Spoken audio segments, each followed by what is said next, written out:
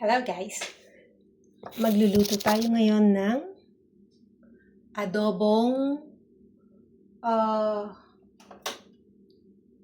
pusit.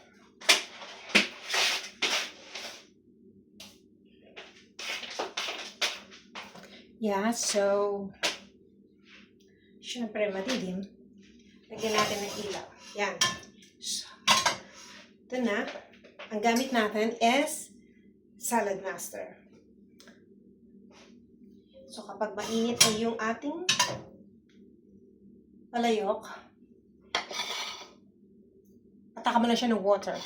Tapos kapag nagdadansin ng water, pwede mo na ilagay ang iyong ingredient. Actually, sa adobo, naglalagay ako ng sibuyas. Unfortunately, naubusan ako ng sibuyas. Yeah? Parang may butas yung sibuyas ko. Ayan. Hasta yung basket ko, ubus na ang sibuyas. So, no choice.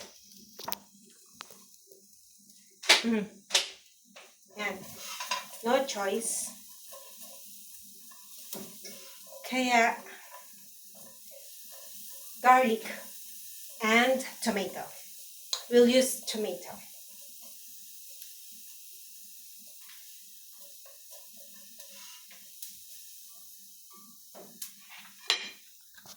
Hindi naman niya magre-reklamo eh. No? Kapag nilagyan mo ng tomato.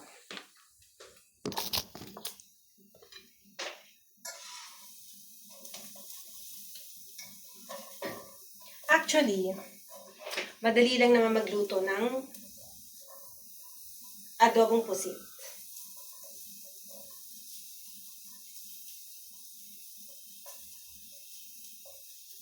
Nako, I have to change this. Ayaw ni husband gumamit ng spatula. Ito pala, tada! Ito ang gamit ko. Gagamitin ko. Kasi pag nakita ko ni husband, nako dahil.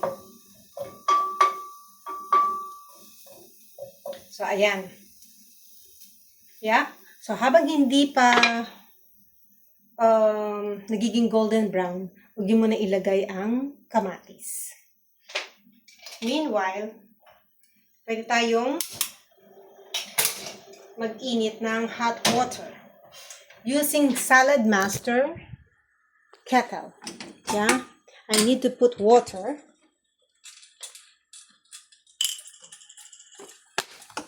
Para makagawa ko ng coffee.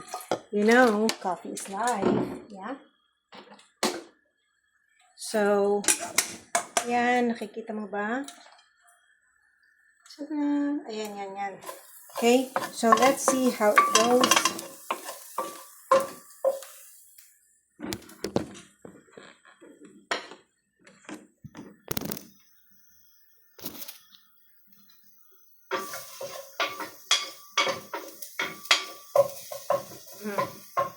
So, dapat, dalawang aking camera. Isa sa taas, isa dito sa baba. Para nakikita ninyo. Ang aking niluluto. Naku, si Sister Ella, hindi naman marunong magluto yan. Yes, hindi po ako talaga marunong magluto. But, I'm trying my best. Ayan. Pagsama-samahin lang po yan, hindi naman niya magre-reklamo. Yeah?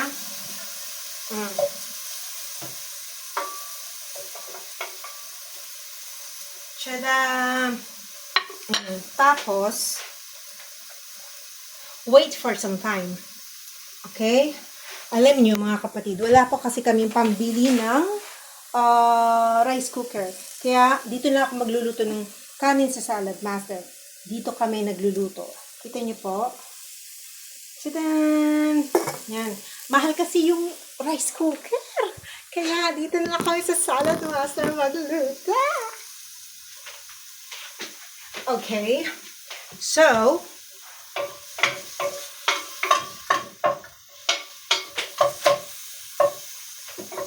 while waiting sa ating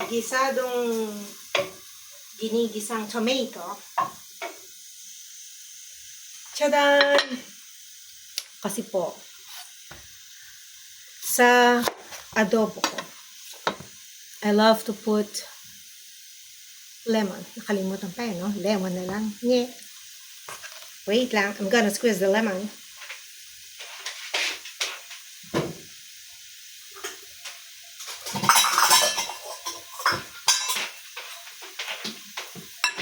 So, there you go. Ang mga chef, usually, ang magagaling na chef, ang marurunong talaga na chef, when you call them chef, naka-ready na, bago sila magluto, naka-ready na lahat, naka-prepare na po lahat. Eh, syempre, chef-chefan lang ako, no? So, habang ginigisa, while waiting, pwede naman yung pagsabay-sabayin. Yan. Di magre-reklamo, huwag kayong mag-alala mga kapatid. Huwag kayong ma-pressure sa mga katulad ng iba, talagang naka-prepared. Ay nako, kung may time ka mag-prepare ka. Pero pag wala, chill lang. Nothing to worry. Don't stress yourself. Kumukulo na po ang aking salad master. Tadaan! O, ayan. Di po ba? Kamusta ng ating ginigisang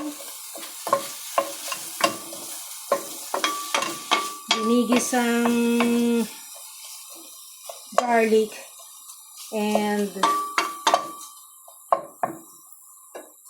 ayan. Tada! Alam niyo po,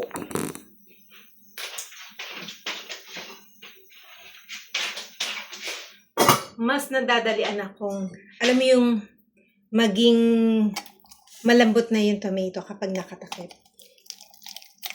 Kasi wala siyang air na lumalabas. Ganyan kaganda yung salad master.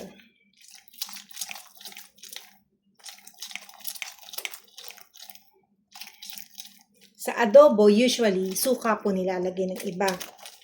Siyempre, kanya-kanyang version nila yun.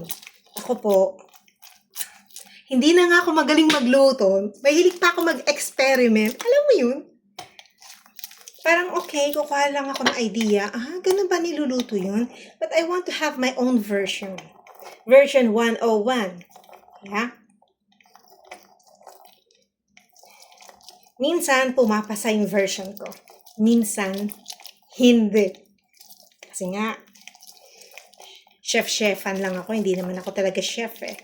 But, lately, I'm trying to,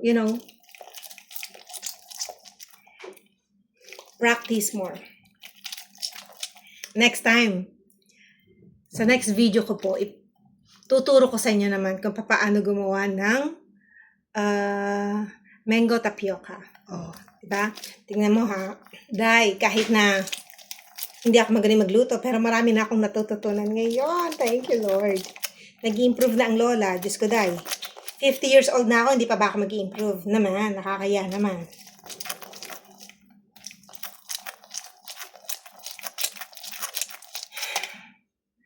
Yan. No pain, no gain. Kailangan mag-effort talaga. So, let's see. Sabi na eh. Ayan, lumalambot talaga siya kapag naka-cover. Dapat, ako po, kasi ginigisa ko talaga yung sibuyas, kamatis, bawang. Wala akong sibuyas eh. May umubos ng sibuyas ko.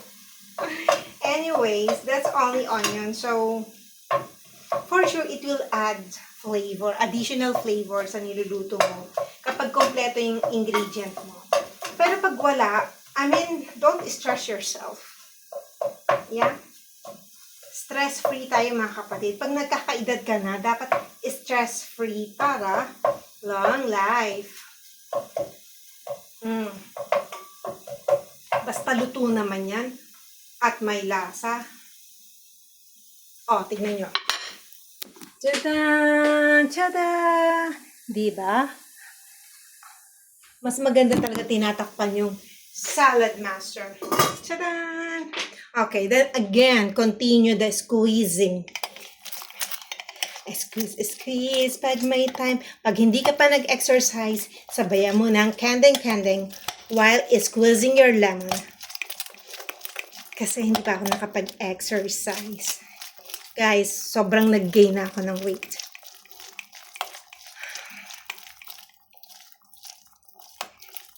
Kaya, ayan. Meron ka pa ba? Naku, sayang. Ano, dito sa buhay abroad, sayang, huwag ka magtatapon ng mga pagkain. Or even the katas of this lemon, pwede pa yan, pero ubos na. Effort. So, what next?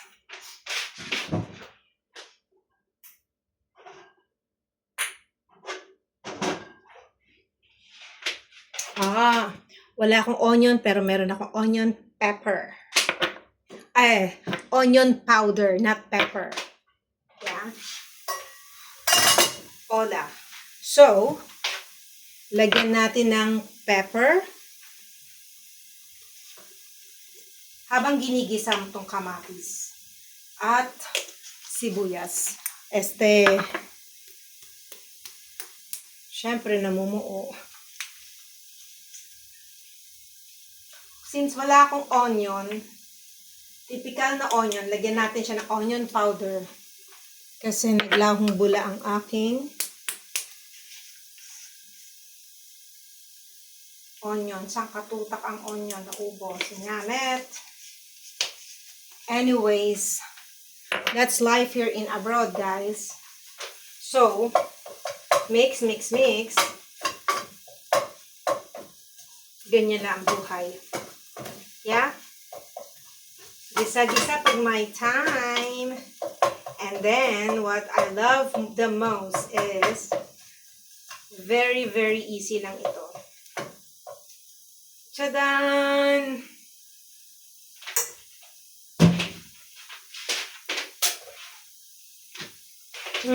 Lagay nyo na ang I'm gonna show you the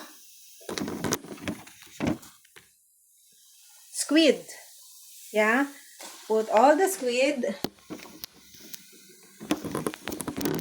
Ayan.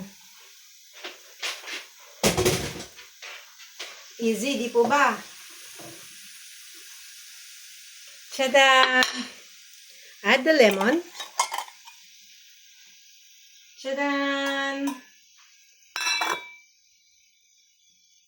Add all together.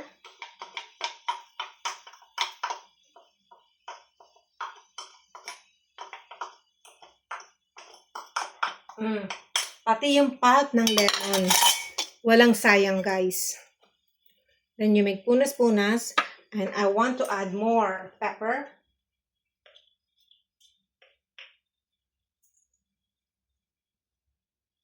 Tadan! Yan.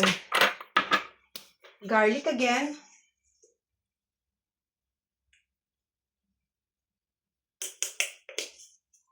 Hindi nyo kinakailangan maglagay ng betchin. Okay? That's very harmful, alarming ang betchin. So, mga powder, yan. Pwede pa yan. Tada! And then,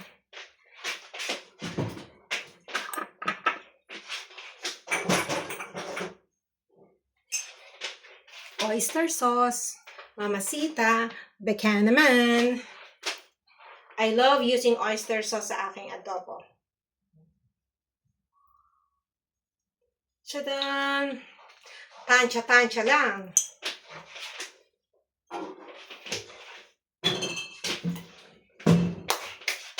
And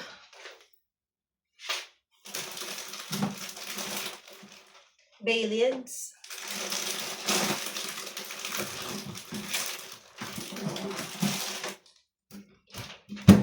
Guys, lagyan nyo ng bay leaves. Mas maganda ang amoy. 1. Dapat pala ito, ganyan. You cut it. Yeah? Tadaan! Hindi yan magre-reklamo. Tadaan! And then you add sugar.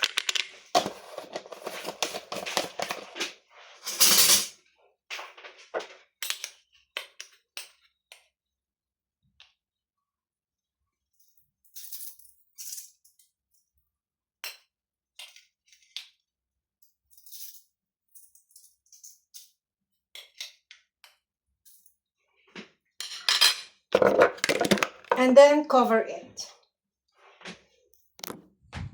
Shadan! See guys? Makikita ba? Okay. So cover this. O, ayan. Sana lang wala akong nakalimutang ingredient, no? Yung onion powder kasi wala siyang onion eh. Sana lang wala akong nakalimutang ingredient. Yeah?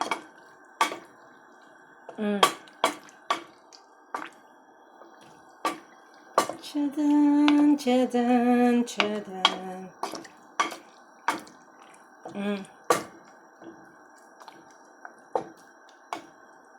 Naku, day. Masarap yan. And then cover it. Bam.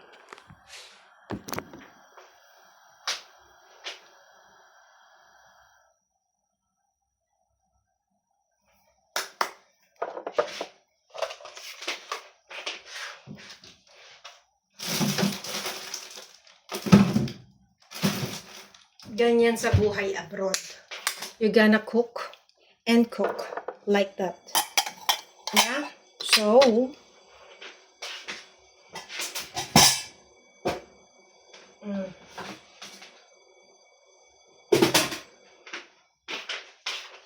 syempre,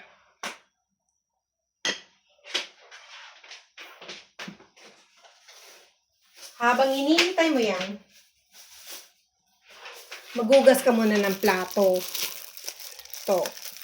Guys, alam nyo, para humaba yung buhay ng kamatis nyo, ito, babad nyo sa asin. Okay? Hindi siya agad nabubulok. Promise. Proven and tested. Kasi 3 to eh. Isa lang ginamit ko dun sa adobo. Naisip ko ano bang gagawin ko dito.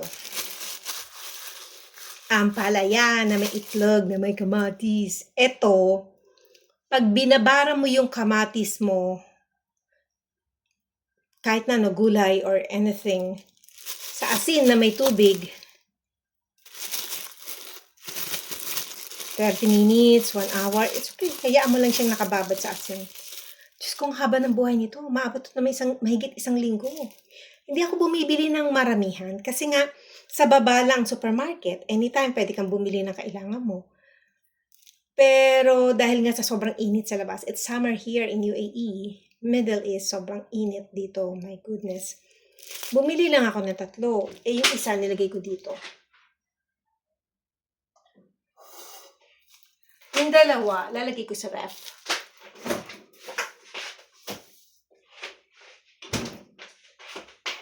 Okay, tignan nga natin kumusta ang ating adobs. Adobong pulis. Adobong pulis? Adobong puzit. Hola, olala. Chada, chada, chada, chada, chada, chada. Okay, so we have to wait for 12:15, at least 12:30. 10 to 15 minutes. So I'm gonna cook that one for 15 minutes para masaya. Yeah? So, habang nagluluto, I'm gonna wash the dishes. Oh, ayan. Kasi guys, dito sa Middle East, wala kaming hugas. Kami lang lahat. Yeah?